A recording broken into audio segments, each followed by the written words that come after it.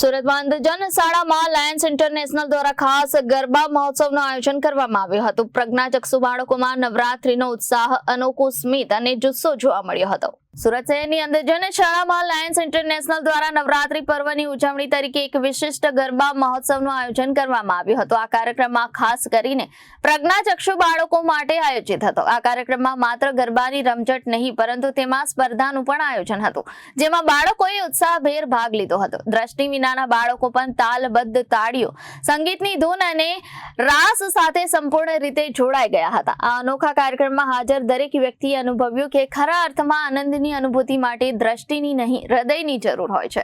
બાળકોના ચહેરા પર રહેલું સ્મિત એ સાબિત કરી ગયું કે ઉત્સવમાં ભાગ લેવાની તેમની લાગણી કેટલી શ્રદ્ધાપૂર્વકની હતી। લાયન્સ ક્લબના પ્રતિનિધિઓએ જણાવ્યું હતું કે આવા કાર્યક્રમો દ્વારા આપણે સમાજના દરેક વર્ગને સાથે લઈને સાચા અર્થમાં સમાનતા અને આનંદની ભાવના ઉજવી શકીએ છીએ।